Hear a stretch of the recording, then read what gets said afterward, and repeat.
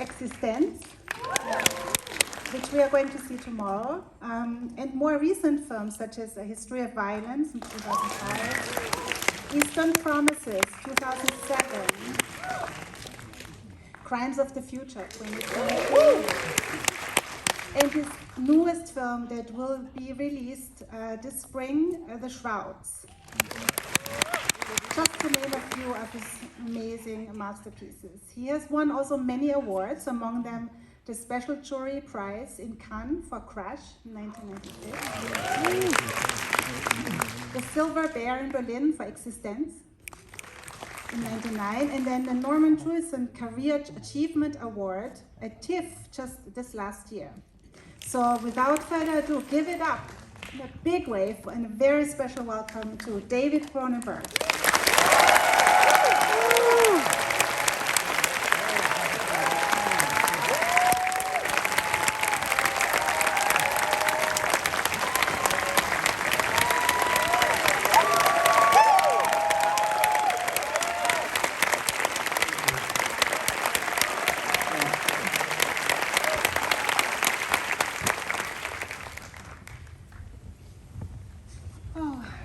This is amazing. A full house here, and David, it's such an honor and pleasure to be here with you tonight. Well, I'm very happy to be here.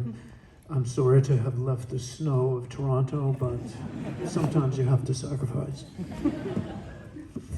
Well, you developed basically your own typology, I would say, of body horror, in which pathology and pleasure go closely hand in hand at times, and often reflect on new media in extremely visceral ways. This was also true for Videodrome over 40 years ago. From now, I can't believe it. And I was curious to learn from you. The film was, as we know, released in 1983. A little bit about how this film came about. You wrote and directed it. You'll have to forgive me. I haven't seen this movie for a long time, and I haven't seen it now, so I might forget a lot. I think it'll be fresher in your mind than mine. I don't honestly remember what provoked it. Well, I do actually remember a specific thing, see now that I say that. In those days, television was an interesting thing in Toronto. You had a rotating antenna on your roof, and you controlled it. There was a controller inside your house, sitting on top of your TV set, and broadcasts were not made overnight. It was not 24 hours of TV, so it would sign off at 11 or 12 or even 1 a.m. And after that, after it signed off, and there would be some interesting sort of signal. And that was all that you could see on the screen, was a sort of a test pattern, basically. But if you rotated your antenna really delicately and fragilely, you could start to pick up signals from Toronto. You could pick up signals from the US. And some of those things that you were picking up were very mysterious. They were very strange to me, the Canadian boy that I was. And so it occurred to me, what if you started to pick up really strange, disturbing signals? That's really how it started. Now I do remember. And so I started to write something that was the premise that it was based on. Amazing, yeah, and you wrote it, and things have changed from the page to the screen, I suppose, in Videodrome. Do you remember a few aspects that you wrote that did not end up the same way on the screen? Yes, well, I had really not an ending for the movie while we were shooting it. And this is not that unusual. You begin with an interesting premise, and it takes you to some interesting places that surprise you, that you perhaps do not find a way to end the movie. For me, a movie does not end with the ending. It continues to live. If it's really a live thing, it should continue. And so, technically, you would say that these are open endings, and many of my movies have open endings. in other words, the characters continue to live beyond the end of the movie, and if they're alive in your mind as a viewer, then they're living a life beyond the film. And even if they commit suicide, like the character in Videodrome, or apparently commit suicide.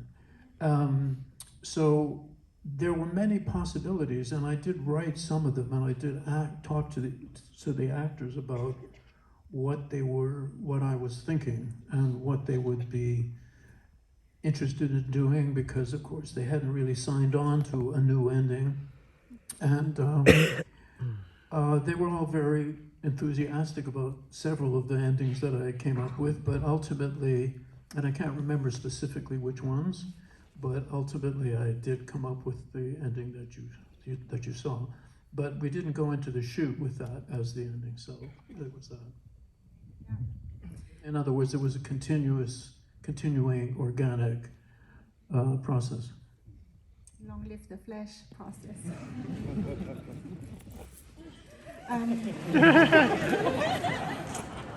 Interesting. Let's go back a little bit.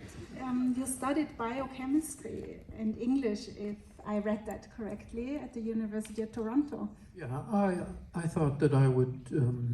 I was interested. I thought I would be a writer. My father was a writer, and I used to fall asleep to the sound of his typewriter, and that felt very comforting to me. And I really thought that I would end up being a novelist, basically. And then at a certain point, I thought that, but I was also very interested in science. I was a really sort of science nerd kid, and I did study, went to the University of Toronto, and I started a course in organic chemistry. And I thought that I could perhaps be something like Isaac Asimov, who was a genuine scientist, who was also a very famous and good sci-fi writer. And I thought maybe that's the way that my career would go. But then, in the 1960s, New York Underground, I was eventually seduced by cinema. Basically, the New York Underground, rather than Hollywood or Europe. And in Toronto, we are basically right in between Hollywood and Europe. And I was very fascinated by European filmmaking as well, and how different it was from Hollywood. There's a story I've often told, you'll forgive me if I say it again, but in Toronto, every Saturday there would be a sort of a stream of kids going to a cinema, a movie house. It was called the Pylon in Toronto. It still exists. It's called the Royale now, but it's the same place. And in those days, parents weren't worried about their kids going to a theater when they were 10 or 11 by themselves. So you would have this lemming stream of kids going to the Pylon, and we would see cowboy movies, Hopalong Cassidy, The Durango Kid. They would show shorts, they would show cartoons, they would show some news clips. And I remember having seen, and there were movies we called sword fighting movies. They were like pirate movies and so on. I remember coming out of the theater at one point, and across the road, there was a small new cinema called The Studio. It had only showed Italian films in Italian, because the section of town, Toronto, that I lived in was becoming more and more Italian, with immigrants mainly from Sicily and so on. And so there were enough of them, enough of a community that they could support an independent Italian cinema. And I saw people, adults, no kids, adults, coming out of that cinema with tears in their eyes. They were weeping. And I was shocked to see that a movie could make adults cry. It never occurred to me that such a thing was possible. And I went across the street to see what movie was it that was shown. And it was Fellini's La Strada. And of course, many years later, I saw the movie and I was weeping as well. So, but that was my first inkling that film could have that emotional impact on a grown-up person. But ultimately, the impetus to grab a camera and do your own thing, and this was the 60s, so that's where it was all at, came from the New York Underground. Andy Warhol, Ed Emshwiller, these were filmmakers that said, you know, you don't have to go to film school, you don't have to carry film cans around for a director for 10 years before you start to make a movie. Just grab a camera and make a movie. Now, it seems obvious now when you can do that with your cell phone and also record sound, but in those days it was not easy nobody was shooting film. I mean, you had little Super 8 cameras, but to make a film that actually had dialogue, that had recorded sound, was quite complex. And I was very curious, once again, being a kind of tech nerd, to see how did you synchronize sound with picture. And of course, if you are somebody who's raised with an iPhone in your hand, you don't think twice about it. You can do it immediately, but it was a big deal then. So that's how I started to get interested in film technically. And finally, I hope this is not too boring, there was a filmmaker at University of Toronto when I was there named David Sector, and he made a film called Winter Kept Us Warm, which is a quote from T.S. Eliot's The Wasteland. And it was shown at U of T at the same time as I first saw my first Get Out of Vietnam posters. So it was very, hot, very political. But here was this film about two young students coming to University of Toronto and falling in love and so on. And I was shocked to see, once again another shock, my classmates in the movie as actors. And there they were up on the big screen, and it totally looked like a real movie, except it was my friends who were in the movie. This was a big shock. Once again, not something that would shock anybody now, but it was really a revelation to me. And at that point I thought, well, I really have to try this. So those things all came together to get me into making movies. However, why it was Shivers, which is, I made a couple of underground films that I shot myself and so on.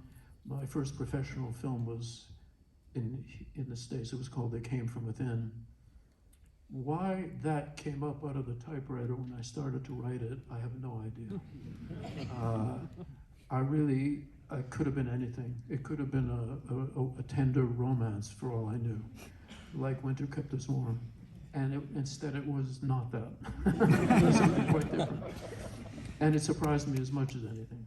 So, of course, I'd seen many horror films, but I saw all kinds of films. So there was no necessary reason for that to be what I came up with. Lots of different types of shocks that you experienced that made you the many shocks. I hope kids these days have as many. Seem to be productive shocks, really.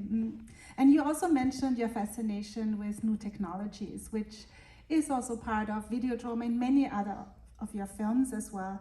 And for Videodrome in particular, I mean, you kind of invented interactive reality TV and snuff film virtual reality, if you will. If only I had a percentage. I wouldn't need it. I'd have my island somewhere. You'd have to come visit me there. How did you think about all these things in the 1980s? I have no idea. I mean, once again, it was just my understanding of, it was philosophical. I mean, in Crimes of the Future, my second last movie, there is the mantra, body is reality. And I was always convinced that body was our reality as human beings who are animals. So I am an atheist, I don't believe in an afterlife, and I think that we are our bodies. And that's fine with me as somebody who was really interested in animals. I was an animal lover, why not be a human animal lover? But I did also notice how we were never satisfied with our bodies as they were. We were always enhancing them with ornamentation, but also with technology. So not enough to hit somebody with your fist, you needed a club. Not enough to have a loud voice, but you want a telephone or a megaphone. And so it seemed to me, in the 40s and 50s, when I was actually still alive, or, I mean, already alive. I think I am still alive now, but you have to tell me later. I think that's true. So I thought, yeah, it's in the 40s and 50s, a lot of sci-fi presented interesting technology as menacing. It was always alien stuff that came from outer space, and it was always a threat to human beings and so on. And I always thought, no, that's wrong, because technology is 100% human. I mean, it's always an extension primarily of our bodies and our brains and so on. So that mixture of those things is partly why I ended up with those movies, and a sort of an emphasis also on medicine and the ways that we alter our bodies medically and so on. And right now, for example, as I see you out of plastic lenses in my eyes because I had cataract surgery. I'm hearing you. I'm using new Phonak hearing aids, and they have an AI chip, and so I can hear what you're thinking, and I don't like it. So I am bionic already. I won't even talk to you about the way that I was patted down at the airport coming here, because the new scanners, you know, where you hold your hand up like that, and I'm sure it's destroying your body with x-rays, but it did detect some metal wire in my groin from my hernia operation. So I was patted down. I mean, I sort of lost my virginity right there at the airport. I'm sorry, David. It wasn't bad. When you get older, whatever.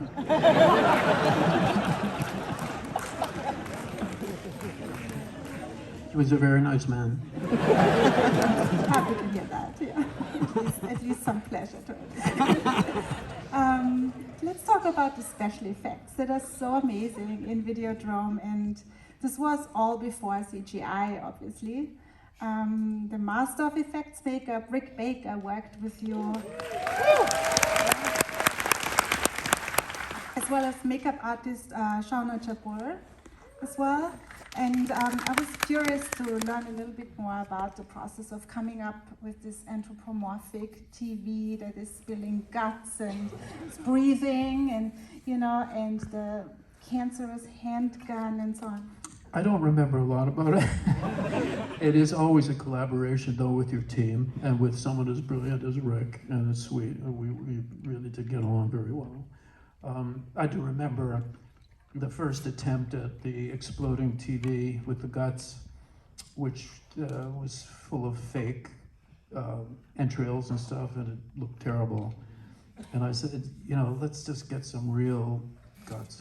Okay, let's just go to some butcher and get stuff. Let's do it for real. And that's what we did. For the rest, it's all, it's all design. I mean, it's all attempts. You start with sketches with your various people who are working with special effects and fabrication and stuff. And it's always a new thing that you're creating that hasn't existed before. So you are working out how to make it. How do you make the TV screen expand, but also keep projecting on it and so on? I mean, a lot of that would be done with CG now, for sure. But in those days, it was very much hands-on, very physical. It's fascinating. And then also the other aspect is the collaboration with the actors, right? I'm curious about the casting, in particular about Debbie Harry, and why you cast her for this film. Well, Jimmy Woods was somebody I had seen in many movies and really thought he was a terrific actor and had a sort of a sense of intellect and subversiveness and so on. I really liked his work. Debbie was of course, a famous star. She was a blondie, but she hadn't done many movies. One of the films that she had done was called Union City. She might have done one other, but not many. And I could see, I thought she had terrific potential. And of course, she has those lips, you know. So a terrific, charismatic presence, and but not a lot of experience. And so it was, once again, a collaboration. I had to talk to her about things that I wouldn't have had to talk to Jimmy about because of his experience. At a certain point, I said, Debbie, I mean, this is very common, this is no big deal, but I said, Debbie, you're doing much too much. The camera's right here in your face. You are not on a stage with people, you know, 1,000 feet away, the way you're used to. The camera's right there. You just have to bring it all down. It's got to be really natural. It's got to be really realistic. And she said, you mean all of the stagecraft that I've learned over the years is useless? I said, it's worse, it's destructive. It's really, so she said, okay, you know. And so, there were times that I did have to edit around her a little bit, but ultimately I felt it was all worth it because first of all, she was lovely to work with. And secondly, she had that screen charisma that you can't create artificially. I mean, you as an actor, you either have it or you don't have it. She had it. I wanted to ask you about the names of the characters or the organizations, you know, such like Civic TV or the Cathode Ray Mission. I find it fascinating. Or Professor Brian Oblivion, Barry Convex. I mean, all these names are part of the story. They are content, really. How do you go about that when you write the script? Well, we were just talking to my friend Bruce Wagner, who wrote Maps to the Stars and is a wonderful novelist. He's here. How important the names are when you're writing, of course, a novel, because you're seeing the name constantly. But even for a character in a film where the name might only be pronounced once or twice, but it's actually quite important for the actors, for one thing, to create a character. They need to have a name. They don't like to not have a name, even if it's only in the end credits. So I find until I find the right name for a character, I don't have the character, and that's as a writer. And so, for example, I once did somebody asked me about this many years ago, and I said, well, you know, you won't find me doing a movie where there's a character named Johnny Smith. And then I did The Dead Zone, and Chris Walken's name is Johnny Smith. So, you know, but that was Stephen King's other magic. His approach to names is not the same as mine, but I'm sure he has his own. It seems like the names in your films have meaning, really. Well, there's a texture, you know, they have a texture. And for example, my newest movie, The Shrouds, which will not be released here until April, end of April, but it stars Vincent Cassel, and his character's name is Karsh Relic, and that's an actual name. I mean, it's Karsh is a name and Relic is a name, but it's very specific for that character, who is a very interesting, well, I don't want to spoil the movie for you, so I want you all to go and see it and pay for it. Well, you know, I have to make a living somehow. I don't get paid for this, do I? Is that a check that I see in your hand?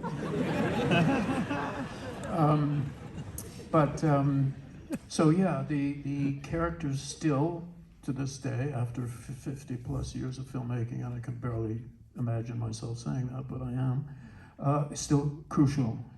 Just until you've got the name, you don't have the character. The Motion Picture Association of America demanded for you to re-edit Videodrome back in the day in order for you to receive an R rating rather than an X rating. And I wanted to find out whether you remember what had to be cut, or what was the difference? Yeah, I've had a couple of run-ins with censors in the past, and I even met the board here of long ago and had discussions with the famous guy, I forget his name, who was so basically was a censor of films, the board of censors, and in Canada we also had at one point a censor board that was. They were honest in calling it a censor board because you had some guy that you didn't know telling you that, for example, that in The Brood I had to cut certain things, and at one point I said, well, what you've asked me to cut is not violent and it's not sexual. What's the point? And he said, well, I just don't like it. And honestly, you know, I mean, if you talk about film dictatorship, that's a dictatorship. So I had many run-ins with that, and my film Crash it was an NC-17, the uncut version, but there was an R version which was 10 minutes shorter. I mean, 10 minutes, and it was not a long film.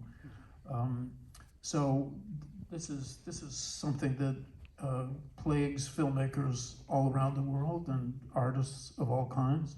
And it depends on your context, and it depends on the social zeitgeist at the time.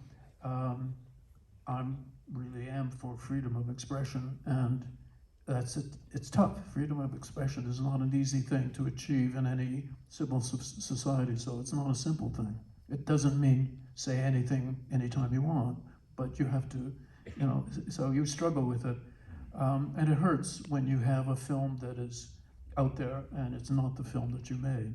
But I've never done a sort of director's cut per se, because as far as I'm concerned, there only should be and is one cut, and that is the director's cut. Nonetheless, there were cuts made to the first version of Videodrome. I can't honestly, maybe because I don't want to, I don't remember what was cut, honestly. It's it does really feel like a personal violation. It's unlike the patting down at the airport, which is quite nice, actually. You know, it feels much more like a violation. And we talked about this earlier, and you are so precise in the editing room as well, and have it down, you know, by using. I mean, well, yeah, of course. I mean, that's the essence of the editing. Yeah, it's, I don't know what else to say. I was going to say something, I can't remember. It's all right. But you once said, I never made a boring movie, which you said you never made a boring movie, which I totally... Did I say that? That's outrageous. I heard you say that. How dare I say such a thing? Well, it's not really for me to say. And have you ever seen me make a boring movie? Oh. You're a good audience. I think we all agree to what you said. No, I mean, I have had, you know, you have an interesting relationship with critics, and I have had critics recently writing about The Shrouds, talking about how through my career I've been a very cold filmmaker, unemotional. I'm shocked by that. I really am totally surprised, and I don't get it. I don't think it's true.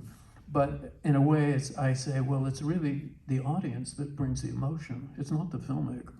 So, and what was the first thing you were saying? What? Well, that you never made a boring movie. Oh, yeah. So it's the same. I mean, I like dialogue. I think dialogue is really important. And unlike some people who say that dialogue is not really cinema, I completely disagree with that. And I think my cinema is very much about dialogue as well as the visual stuff. And The Shrouds, Vincent Cassel said, and I don't know if you know him as an actor, but he's done many, many films, not just in France. And he said that The Shrouds was more dialogue than he's ever had to do in any movie. And of course, his native language is French. His English is very good, but still. And he took that as a wonderful challenge and took it very seriously and did a beautiful job. And for me, that movie it's dialogue first. I mean, and also, unless you're doing slapstick, humor is mostly dialogue, comes from dialogue mostly. And the Shrouds, even though it deals with a pretty heavy subject, which is the death of a wife, it's a pretty funny movie. But if you're not, I mean, the Cannes Film Festival, the film didn't get the laughs that I thought it should. I think part of the reason was people, they take it very seriously there, and you're wearing tuxedos, and it's a red carpet, and you're in the theater that it holds 2,500 people, and it's Cannes, and blah, blah, blah. And I think maybe they're being a little too respectful. When I headed to New York, there was raucous laughter from beginning to end, and also in Toronto, my hometown. It's very much a Toronto movie, The Shrouds, and also a lot of laughs, even though, as I say, it's also, kind of depressing. So that's a long answer to your short question. It's a wonderful answer. And the last question is very brief because we are out of time now, unfortunately, is I wanted to find out, like, have major things changed for you as a filmmaker between the 1980s and now? Well, I don't shoot a lot anymore. That is to say, I have an editor who I worked with for a long time, Ron Sanders, not lately, but before. We did most of our movies together. And towards the end of our work together, he complained that he didn't have anything to work with. That, in other words, there was only one way to edit the film. Whereas early on, I can remember, for example, with Dead Ringers, I would shoot a lot of different angles, a lot of different takes, a lot of different lenses. And as I gradually knew what in the editing room I wanted to be there, to play with, I realized I didn't have to shoot as much as if I knew what I was going to shoot. So it's relatively simple, and relatively I just do 1 or 2 takes. I don't rehearse.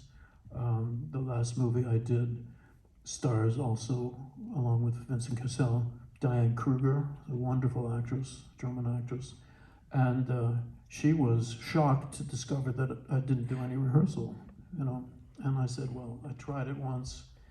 I didn't like it. It seemed as soon as we got on an actual film set, instead of sitting around a table and reading the dialogue, everything changed. So everything that we came up with in what we call the table reads, which is a term that comes from theater, where the actors will sit around and work on the dialogue, everything changed. Nothing that we worked on ended up in the movie. So I thought, let's just skip that, and let's just start making the movie. So she was very nervous about that. She was great, absolutely great.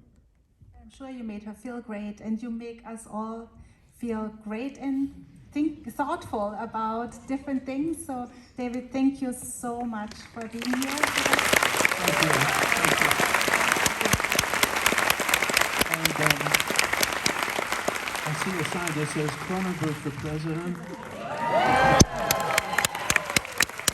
You don't want it. Yeah, you have to figure out what you really don't want. Thank you.